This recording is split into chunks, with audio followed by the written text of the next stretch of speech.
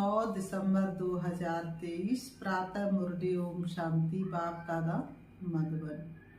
आज बाबा ने सुनाया, मीठे बच्चे, एक बाप के साथ सच्ची मोहब्बत हो तो बाप तुम्हें अपने साथ घर ले जाएंगे। एक बाप के साथ सच्ची मोहब्बत हो तो बाप तुम्हें अपने साथ घर ले जाएंगे, सब पापों से मुक्त कर देंगे, स्वर्ग का मालिक बना देंगे। मीठे बच्चे, एक बाप के साथ सच्ची मोहब्बत हो तो बाप तुम्हें अपने साथ घर ले जाएंगे, सब पापों से मुक्त कर देंगे, स्वर्ग का मालिक बना देंगे। प्रश्न बाबा ने किया, अपने आप को खुशी में रखने के लिए कौन सी मुख्य धारणा चाहिए? अपने आप को खुशी में रखने के लिए कौन सी मुख्य धारणा चाहिए? उत्तर में बाबा ने बताया, खुशी में तभी रह सकते जब अपने आप से रूहान करना आता है। खुशी में तभी रह सकते जब अपने आप से रूहान करना आता हो, किसी भी चीज में आसक्ति ना हो, 2 रोटी पेट को मिले बस, ऐसी अनासक्त वृत्ति की धारणा हो, तब हर्षित रहेंगे। ज्ञान का मनन कर स्वयं को हर्षित रखो। तुम कर्म योगी हो, कर्म करते, घर का काम करते, खाना आदि खाते भी बाप को याद करो। स्वदर्शन चक्र बुद्धि में घूमता रहे तो बहुत खुशी रहेगी। आज की मुरली से गीत है, ना वह हमसे जुदा होंगे ना हम उनसे जुदा होंगे, ना वो हमसे जुदा होंगे ना हम उनसे जुदा होंगे, ना उल्फत दिल से निकलेगी, ना वो हमसे जुदा होंगे ना हम उनसे जुदा होंगे, ना उल्फत दिल से निकलेगी।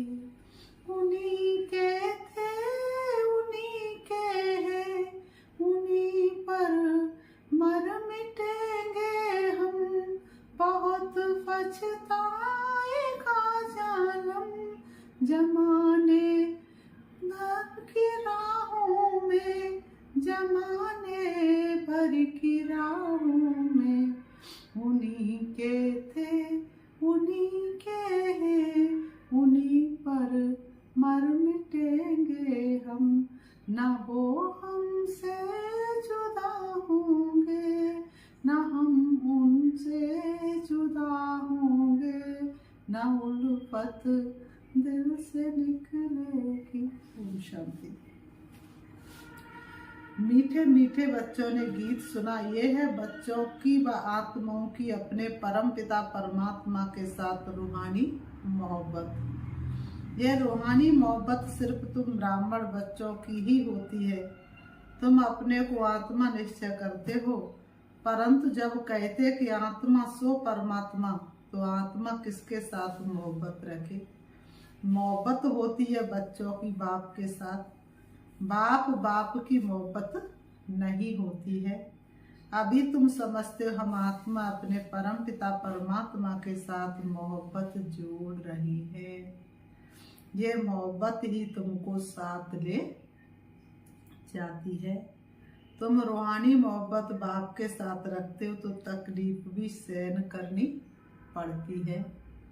सारी दुनिया घर के भांति आदि सब तुम्हारे दुश्मन बन जाते हैं। बच्चों को समझाया है कि पतित पावनी गंगा नहीं है। मनुष्य पावन होने के ख्याल से गंगा व जमुना के तट पर हरिद्वार काशी में जाकर बैठते हैं। मुख्य स्थान ये 2 हैं। कहते हैं हे पतित पावनी गंगा, अब वह गंगा तो सुनती नहीं, सुनने वाला एक पतित पावन बाप ही है।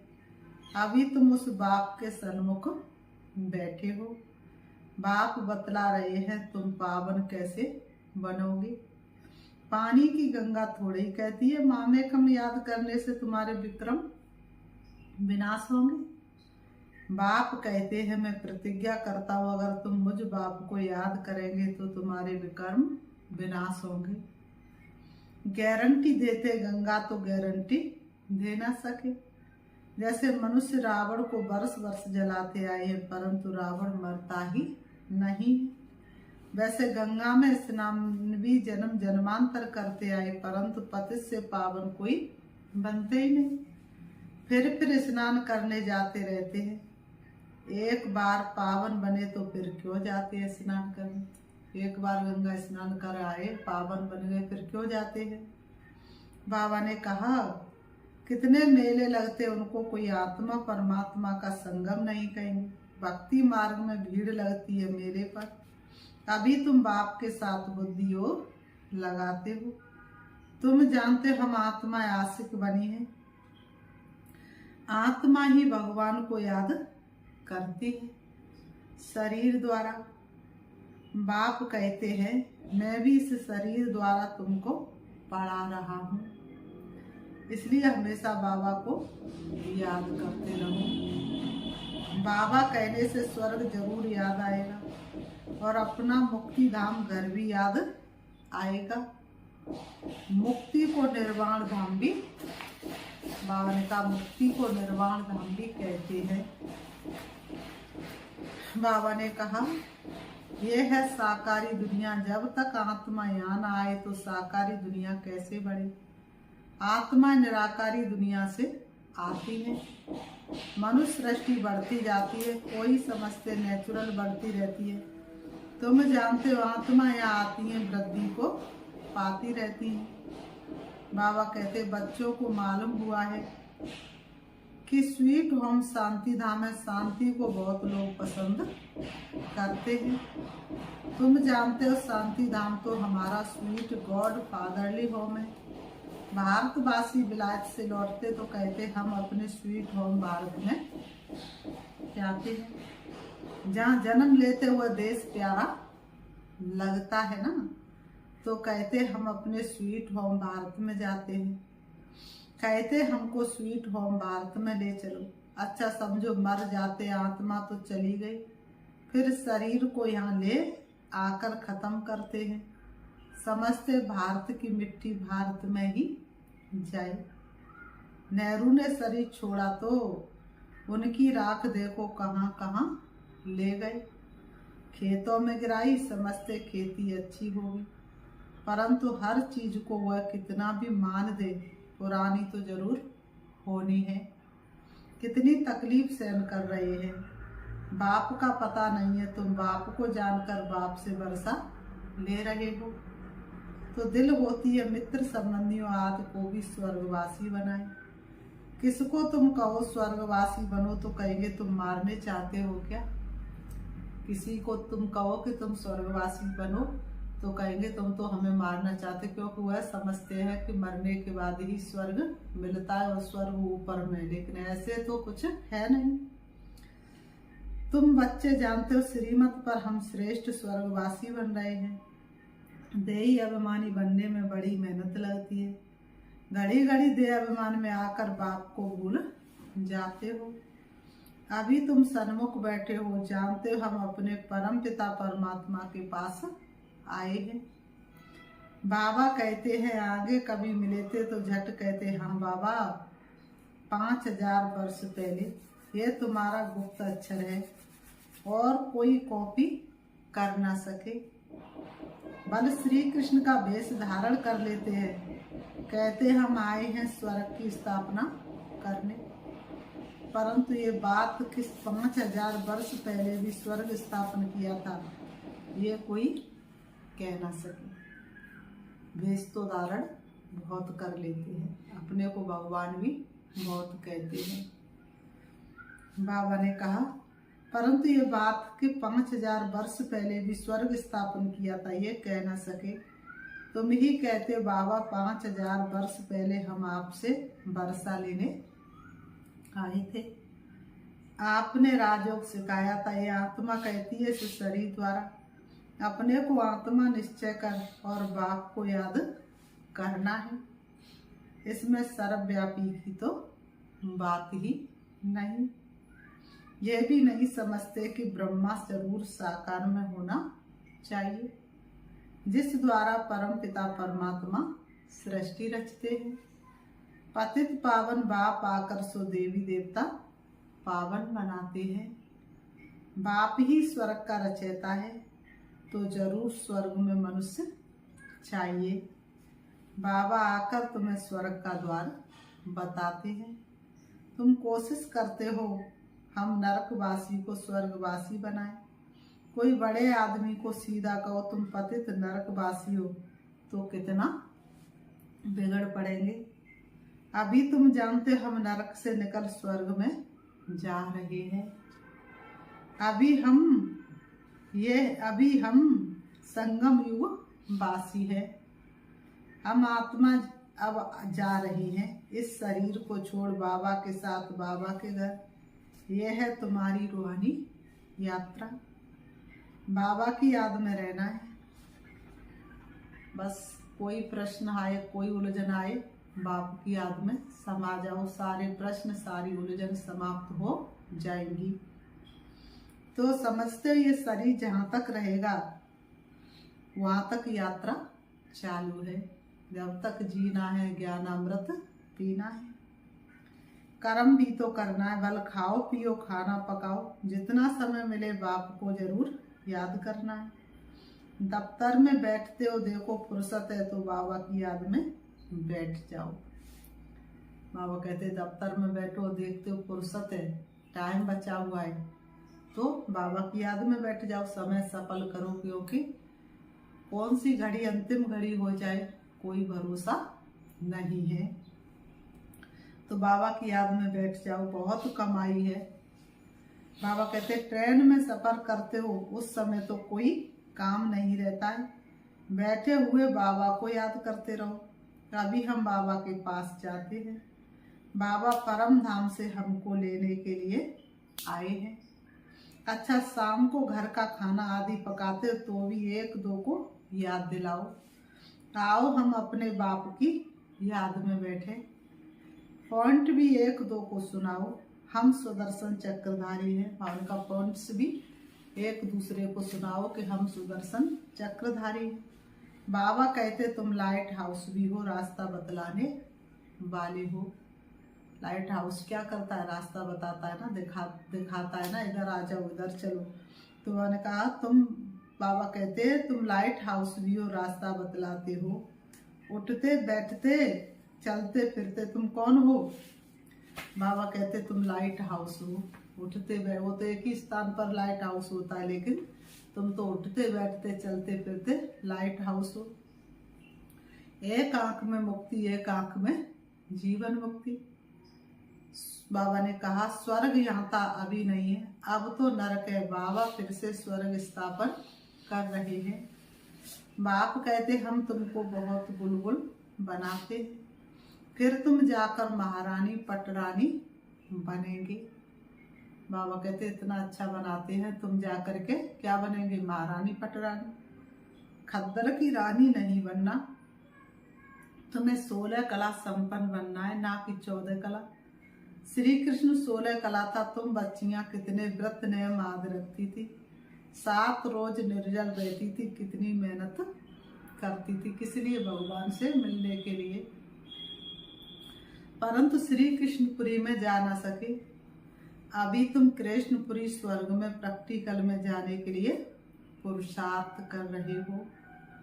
श्री कृष्ण को द्वापर में ले जाने से स्वर्ग का किसको पता नहीं पड़ता है। वास्तव में 7 रोज का अर्थ क्या है सो तुम अभी जानते हो। सिवाय बाप के और कोई को याद नहीं करना है। सांसों की माला में शिव की याद है पिरोई, और मेरा तो एक से बाबा दूसरा ना कोई। तो बाबा ने कहा तुम किसी को याद नहीं करते हो सिवाय बाप के।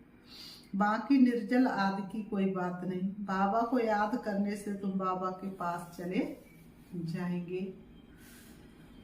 बाप फिर स्वर्ग में भेज देंगे। व्रत नेम रख तुम कितने दिन भूखे मरते हो। जन्म बाई जन्म कितनी मेहनत करते हो, प्राप्ति कुछ भी नहीं हुई है। अभी तुमको उनसे छुड़ाए सदगति मार्ग में ले जाते हैं। तुम कहते बाबा कल्प पहले भी आपसे मिले थे स्वर्ग का वर्षा लेने। बाप कहते कदम कदम पर राय लेते रहो, सब हिसाब किताब पूछो। बाबा ने कहा बाबा घर का सदस्य है ना और सबसे बड़ा है ना, तो बाबा से कदम कदम पर राय लो और हर हिसाब किताब पूछो। बाबा अब हमें कहाँ पर पैसा खर्च करना है, बाबा अब हमें क्या करना है। तो बुद्धि की लाइन क्लियर होगी तो हर प्रश्न का उत्तर मिलता रहेगा। बाबा राय देते रहेंगे, भले तुम अपना धंधा धोरी याद करते रहो फिर भी बाबा राय देते रहेंगे। देखेंगे ये बहुत धंधे में घुस पड़े हैं तो राय देंगे, क्यों इतना माथा मारते हो। बाबा ने कहा धंधा धोरी में क्यों इतना माथा मारते हो, कितना समय तुम जिएंगे, पेट तो 2 रोटी मांगता है। बाबा की सेवा करो और 2 रोटी खाओ, वो तो तुम्हें मिल रही है ना। उनसे गरीब भी चलते तो साहूकार भी चलते, साहूकार भी 2 रोटी ही खाते हैं। साहूकार लोग अच्छी रीति खाते फिर रोगी भी बहुत बनते हैं। भील लोग देखो कितने मजबूत रहते हैं और खाते क्या है, कितना काम करते हैं, अपनी कुटिया में वह खुश रहते। तो इस समय तुम्हें और सब आशा छोड़ देनी चाहिए। 2 रोटी मिली, पेट भरा, बस बाप को याद करना है। तुम हो रूहानी बच्चे, परम पिता परमात्मा मात सुख के आशिक बने हो। जितना बाबा को याद करेंगे उतना विक्रम विनाश होंगे, और जिसको याद करते उनसे जाए मिलेंगे। कई चाहते साक्षात्कार हो ये हो, बाबा कहते घर बैठे भी तुमको साक्षात्कार हो सकता है। शिव बाबा को याद करने से तुमको वैकुंठ का साक्षात्कार होगा। श्री कृष्णपुरी देखेंगे, यहाँ तो बाबा तुमको वैकुंठ का मालिक बना देते हैं। श्री कृष्ण की बहुत भक्ति करेंगे तो क्या होगा, ज़्यादा से ज़्यादा वैकुंठ का साक्षात्कार हो जाएगा। लेकिन यहाँ तो बाबा तुम्हें वैकुंठ का मालिक बना देते। सिर्फ साक्षात्कार की बात नहीं, मेरे को याद करो क्योंकि मैं आया हूँ तुमको ले जाने। शिव बाबा को याद करना वही श्री कृष्णपुरी का मालिक बनाने वाला है। श्री कृष्ण तो नहीं बनाएंगे। शिव बाबा को याद करने से तुमको वैकुंठ की बादशाही मिलती है। अब वह परम धाम से आया हुआ है, प्यारे अपने परम धाम को छोड़ के, प्रेम में नेम अपने सभी तोड़ के, आप बाबा है आए हमारे लिए, स्वर्ग सौगात लाए हमारे लिए। तो बाबा ने कहा जरूर आए हैं, तब तो मंदिर यादगार बना है ना। शिव का मंदिर है, शिव जयंती भी मनाते हैं ना, परंतु वह भारत में कैसे आती है किसको पता नहीं। श्री कृष्ण के तन में तो नहीं आते हैं। श्री कृष्ण होता ही सतयुग में। शिव का बड़ा भारी मंदिर है, श्री कृष्ण का इतना बड़ा नहीं है। सोमनाथ का मंदिर कितना बड़ा है। श्री कृष्ण के मंदिर में राधे कृष्ण को बहुत गहने दिखाते हैं, शिव के मंदिर में कभी गहने नहीं देखेंगे। अब वह शिव बाबा तो बड़े महलों में रहता नहीं, रहता है श्री कृष्ण। बाबा कहते मैं महलों में रहता ही नहीं हूँ, परंतु भक्ति मार्ग में कितना बड़ा आलीशान हीरे जवाहरातों का मंदिर बनाया है। जिनको शिव बाबा द्वारा स्वर्ग का वर्षा मिला है, उन्होंने उनका मंदिर इतना ऊंचा बनाया है। यादगार के लिए कितना बड़ा मंदिर बनाया है, तो वह खुद कितने न कितने साहूकार होंगे। मंदिर बहुत अच्छा बनाते हैं। बॉम्बे में बाबरी नाथ में शिव का मंदिर है, लक्ष्मी नारायण का माधव बाग में है। बाप कहते हम तुमको स्वर्ग का मालिक बनाते हैं।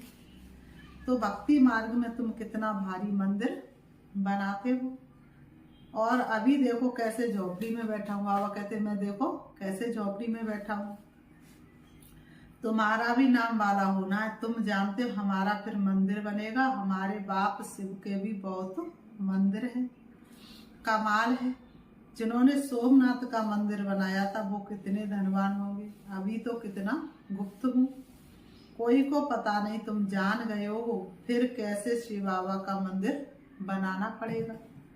भक्ति मार्ग में आएंगे मम्मा बाबा जो पहले नंबर में पूज्य बनते हैं, वैकुंठ के मालिक बनते हैं, फिर पहले पहले पुजारी बन मंदिर भी उनका ही बनाना है। तो दिल में कहेंगे ना हम ही पुजारी बन मंदिर बनाएंगे। ऐसी ऐसी बातों में रमण करने से फिर ये पुरानी दुनिया भूल जाएगी। आपस में भी ऐसी ऐसी बातें करनी चाहिए तो तुमको खुशी बहुत रहेगी। अपने से रूहान करो। सुप्रीम रूह बैठ तुम्हारी रूह को रिझाते, इस ज्ञान से हर्षित बनाते। तुम कहते हम कल्प बाद फिर से आए हैं, अनेक बार बाप से मिले हैं, बरसा पाया। ऐसे ऐसे आपस में बातें करनी चाहिए। फिर तुम कर्म योग भी हो, बल घर में खाना आदि पकाओ, खुशी रहेगी। तुम 84 जन्मों की हिस्ट्री ज्योग्राफी को जानते हो। हम अभी ब्राह्मण बने, फिर देवता बन राज्य करेंगे, पुजारी से पूज्य बनेंगे, फिर महल आदि बनाएंगे। अपनी ही हिस्ट्री ज्योग्राफी सुनाते रहो। हमारी हिस्ट्री ज्योग्राफी चक्र कैसे लगाती है, इसको ही सुदर्शन चक्रधारी कहा जाता है। तुम तीनों लोगों को जानने वाले हो, ज्ञान का नेत्र तुम्हारा खुला। ये चक्र याद करने से तुमको बड़ी खुशी रहनी चाहिए। बाप को भी खुशी रहती है। अभी तुम सेवा में उपस्थित हो, तुम सेवाधारियों के मंदिर फिर बाद में भक्ति मार्ग में बनेंगे। अभी मैं तुम बच्चों की सर्विस में आया हूँ, तुमको स्वर्ग का पूरा वर्षा देने आया हूँ। जितना जो पुरुषार्थ करेंगे उस अनुसार स्वर्ग के मालिक बनेंगे। फिर बाबा ने कहा अच्छा मीठे मीठे सिखी लते बच्चों प्रति माता पिता बाप दादा का याद प्यार और गुड मॉर्निंग। रूहानी बाप की रूहानी बच्चों को नमस्ते। हम रूहानी बच्चों की रूहानी बाप दादा को याद प्यार और नमस्ते नमस्ते नमस्ते। आज की मुरली से धारणा के लिए मुख्य सार है। नंबर 1, चलते फिरते लाइट हाउस बन सभी को रास्ता बताना है। सब आशाएं छोड़ एक बाप की याद में रहना है, बाप से राय लेते रहना है। नंबर 2, ज्ञान की बातों में ही रमण करना है, अपने आप से बातें करनी है। सुदर्शन चक्र फिराते सदा हर्षित रहना है। आज की मुरली से वरदान है, योग की धूप में आंसुओं की टंकी को सुखाकर रोना प्रूफ बनने वाले सुख स्वरूप भव। योग की धूप में आंसुओं की टंकी को सुखाकर रोना प्रूफ बनने वाले सुख स्वरूप भव। स्पष्टीकरण है, कई बच्चे कहते हैं कि फलाना दुख देता है इसलिए रोना आता है, लेकिन वह देते आप लेते क्यों हो? उनका काम है देना, आप लो ही नहीं। परमात्मा के बच्चे कभी रो नहीं सकते। रोना बंद, ना आंखों का रोना ना मन का रोना। जहाँ खुशी होगी वहाँ रोना नहीं होगा। खुशी का व प्यार के आंसू को रोना नहीं कहा जाता। तो योग की धूप में आंसुओं की टंकी को सुखा कर दो विघ्नों को खेल समझो तो सुख स्वरूप बन जाएंगी। स्लोगन, साक्षी रहकर पाठ बजाने का अभ्यास हो, टेंशन से परे सुते अटेंशन में रहेंगे। साक्षी रहकर पाठ बजाने का अभ्यास हो तो टेंशन से परे सुते अटेंशन में रहेंगे। अच्छा, ओम शांति। अभी हम प्यारे बाबा को याद करते हैं, अपने आप को सम्मान देंगे। मैं खुश नसीब आत्मा हूँ, मैं परमात्मा प्यार की मैं परमात्मा प्यार को प्राप्त करने वाली आत्मा हूँ।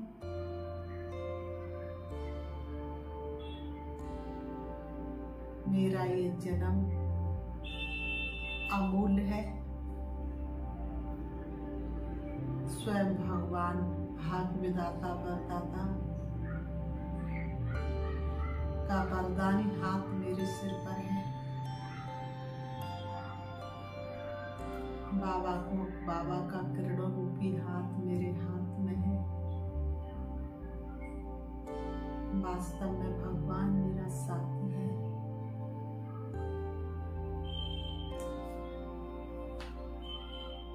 मुझसे ज्यादा पद्म भाग्यशाली दुनिया में कोई नहीं हो सकता, क्योंकि धरती पर आए हुए भगवान को मैंने पहचान लिया। मैं उनका बच्चा बन गया। अब मैं आत्मा प्यारे बाबा से मिलने के लिए इस सृष्टि रूपी आंगन से दूर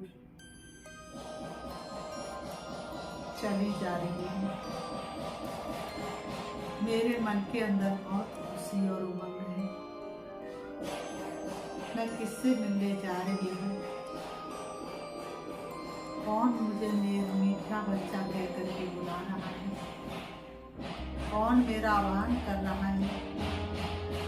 कौन मेरा इंतजार कर रहा है? मैं आत्मा पहुंच जाती हूँ सूक्ष्म बदन में, और मैं देख रही हूँ बाप दादा को अपने सन्मुख।